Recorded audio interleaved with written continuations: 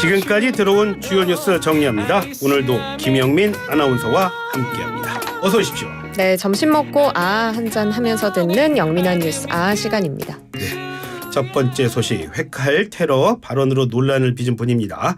황상무 대통령실 시민사회 수석이 사퇴를 했어요. 네, 그렇습니다. 윤석열 대통령이 황상무 대통령실 시민사회 수석의 이 사의를 수용했다고 오늘 대통령실 대변인실이 발표했습니다. 이 황상무 수석이 MBC를 포함해서 대통령실 출입 기자들과의 오찬 자리에서 1980년대에 벌어진 언론인 회칼 테러 사건 언급한 사실이 알려지며 논란에 휩싸인 지 엿새 만입니다. 이 황 수석이 언제 윤 대통령에게 자진 사퇴의 의사를 전했는지는 알려지지 않았는데요. 예. 이에 대해 대통령실 관계자는 본인 거취를 둘러싼 논란이 갈수록 커지면서 결국 스스로 결단한 게 아니겠느냐라고 밝혔습니다. 총선이 한 달도 남지 않은 상황에서 이 황 수석의 발언 논란이 더 나아가서 당정 갈등으로까지 번질 조짐이 보이자 부정적인 영향을 차단하기 위한 결정으로 풀이됩니다. 네, 이종섭 주 호주 대사도 곧 귀국할 거다, 그런 얘기가 또 들리네요. 네, 맞습니다. 해병대 최상병 순직 사건 외압 의혹과 관련해서 피의자 신분으로 고위공직자 범죄수사처의 수사를 받는 중 주 호주 대사로 지명이 돼 논란이 됐죠. 이종섭 전 국방부 장관 조만간 자진 귀국할 것으로 전해졌습니다. 한동훈 국민의힘 비상대책위원장도 오늘 경기 안양에서 열린 현장 선대위 회의에서 이 대사의 귀국 사실 직접 공개했는데요. 한 위원장은 그러면서 저희는 22대 총선 앞두고 절실하게 민심에 반응할 것이다, 이렇게 말하기도 했습니다. 이 대사는 귀국 후에 공수처의 신속한 조사를 촉구하는 입장 표할 것으로 보이고요. 앞서 이 대사가 어제도 변호인을 통해 언제든 출석해서 조사에 응하고 적극 협조하겠다라는 입장 밝히면서 이 공수처의 조사기일 지정을 촉구하는 의견서를 제출하기도 했습니다. 네, 이와 관련해서 한동훈 비상대책위원장 또 얘기가 있었죠? 그렇습니다. 한동훈 위원장 오늘 안양 현장 선대위 회의 직후에 기자들과 만나서 이 윤한 갈등이 불거진 것과 관련해 갈등을 봉합하는 듯한 발언을 했습니다. 총선을 20여일 남겨놓고 국민의힘과 윤석열 정부는 운명 공동체다, 이런 이야기를 한 건데요. 그러면서 한 위원장은 그렇게 해야 폭주하는 이재명 사당과 통합진보당 종북 세력이 이 나라의 주류를 차지하는 것을 막을 수 있다. 나는 그것만 생각한다고 이야기했습니다. 네, 이제 더불어민주당 얘기해 보겠습니다. 서울 강북을 경선, 결국 조수진 변호사가 박용진 의견을 이겼네요. 네, 그렇습니다. 정봉주 전 의원이 막말 거짓사과 논란으로 공천이 취소되면서 이 서울 강북 을 지역이 공석이 되고 다시 경선이 펼쳐졌는데 현역 박용진 의원, 조수진 변호사가 경선을 펼쳐서 결국에 조수진 변호사가 이겼습니다.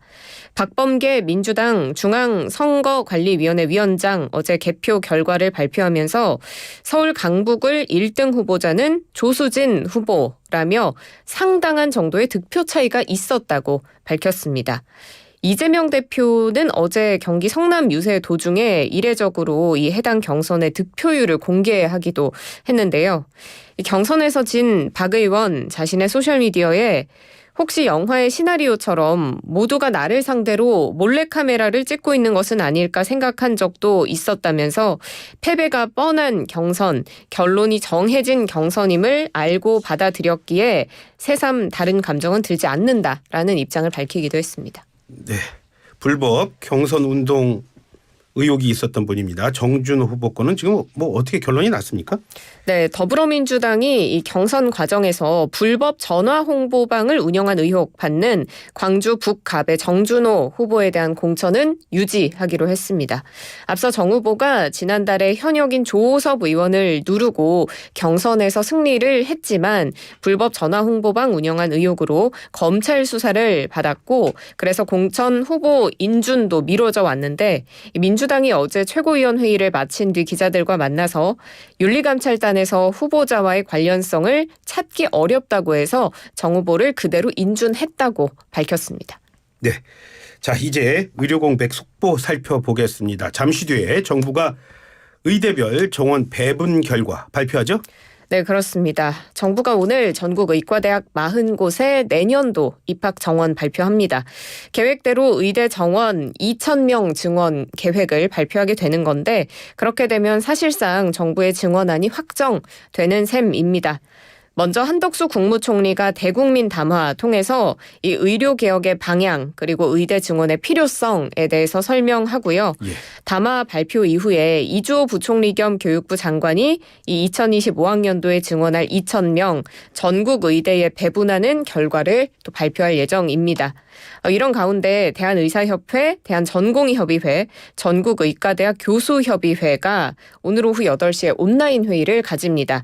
향후 대응 방안에 대해서 논의하기로 한 것으로 알려졌는데 이렇게 의사를 대표하는 3개 단체가 같이 머리를 맞대는 거는 굉장히 이례적입니다. 지금 의대 교수들 분위기는 지금 어떻습니까? 의대 교수들의 집단 사직도 잇따르고 있습니다. 이른바 빅5 병원에 들어가는 병원들에 소속된 성균관대 의과대학 교수들까지 집단 사직을 의결했는데요. 사직서를 취합하고 전공이나 의대생의 피해가 현실화되는 시점이나 다른 대학과의 공동 대응 고려해서 동시 제출 시점을 결정한다고 밝혔습니다. 그래서 사실상 수도권의 5대 대형 병원인 이른바 빅5와 연계된 대학 교수들 모두 사직서 제출을 통해서 집단 행동하는 것을 확정하게 됐습니다. 네. 자, 다음 소식 알아보도록 하겠습니다. 윤석열 대통령이요. 공시가격 현실화 계획을 전면 폐지한다고 했습니다. 자, 이 소식 한번 정리해 볼까요? 네, 윤석열 대통령이 어제 영등포 문내예술공장에서 도시혁신으로 만드는 새로운 한강의 기적을 주제로 21번째 민생토론회 열었습니다. 이 자리에서 발표한 내용인데요. 윤 대통령은 우리 정부는 더 이상 국민들께서 마음 졸이는 일이 없도록 무모한 공시가격 현실화 계획 전면 폐지할 것이라고 말했습니다.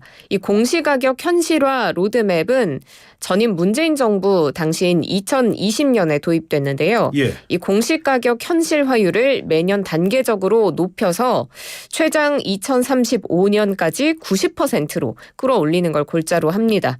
윤 대통령은 이 계획이 곳곳에서 엄청난 부작용이 드러나고 오히려 국민의 고통만 커졌다라고 비판하면서 이걸 폐지하는 걸 공식화한 건데요. 그리고 또 윤 대통령이 노후 빌라촌을 아파트 수준의 편의시설을 갖춘 주택 단지로 재정비하겠다면서 뉴 빌리지 사업 발표했고요. 또 정부가 신축 중소형 주택 10만 호를 매입해서 저렴한 전월세로 공급하는 사업도 도입하겠다고 밝혔습니다. 네. 공시가격 현실화 계획을 전면 폐지한 이 파장은 계속 이슈앤피플이 한번 주시해 보도록 하겠습니다. 자, 마지막 소식입니다. 이번엔 스포츠 소식 좀 알아보겠는데요. 미국 프로야구 개막전이 오늘 우리나라에서 열린다고요? 네, 그렇습니다. 미국 프로야구 LA 다저스 그리고 샌디에이고의 서울 개막전 오늘 저녁 펼쳐지게 됩니다. 이 미 프로야구 MLB가 1903년에 아주 오래전에 출범을 했는데 이 공식 경기가 우리나라 국내에서 열리는 건 사상 처음이고요. 그리고 미국 밖에서 개최하는 또 9번째 MLB 정규 시즌 개막전이기도 합니다. 먼저 많은 분들이 관심을 갖고 계신 건 스타 플레이어들의 출전이 될 것 같습니다. 대표적으로 엄청난 고액의 계약을 해서 또 화제를 불러일으킨 LA 다저스의 오타니 쇼헤이가 있겠고요. 예. 또 지금 샌디에이고에서 활약하고 있는 김하성 선수는 오늘 다저스와의 개막전에서 유격수로 선발 출전할 것으로 예상됩니다. 예. 서울에서 치러지는 메이저리그 개막전 듣기만 해도 벌써 마음이 설레는데 야구 팬들도 설레는 마음을 숨기지 않고 있습니다. 예, 오타니 선수도 나오고 또 우리의 김하성 선수도 나오고 말이죠. 제 주변에도 야구 좋아하시는 분 참 많은데 정말 설레겠습니다. 자, 이번에는 축구에 한번 얘기해 보겠습니다. 우리 축구 대표팀 북중미 월드컵 아시아 지역 2차 예선 준비하고 있는데 이강인 선수 왔죠? 네, 그렇습니다. 지금 황선홍 임시감독이 대표팀을 지휘하고 있습니다. 우리 대한민국 축구대표팀 내일 오후 8시에 서울 월드컵 경기장에서 태국과 북중미 월드컵 아시아 2차 예선 C조 3차전 펼치게 되는데요. 아시안컵 때 축구대표팀 4분으로 논란이 일었는데 이 사태의 중심에 섰던 이강인 선수도 대표팀 합류를 위해서 어제 귀국길에 올랐습니다. 이강인 선수는 오늘 오후 훈련이 시작되기 전에 취재진 앞에 설 예정입니다. 손흥민 선수와의 충돌에 관한 사과, 설명, 그리고 본인의 심경 등을 짧게 전할 것으로 알려졌는데요. 일단 축구 대표팀이 이렇게 23명 완전체로 뭉치게 됐는데 내일이 경기이기 때문에 제대로 된 원팀의 전술 훈련을 소화할 시간은 오늘 단 하루뿐입니다. 그래서 짧은 시간이지만 황선홍 감독이 우리 대표팀을 다시 원팀으로 뭉치게 해서 승리를 이끌어낼 수 있을지 주목됩니다. 네, 오늘도 수고하셨습니다. 고맙습니다. 고맙습니다. 지금까지 김영민 아나운서와 함께했습니다.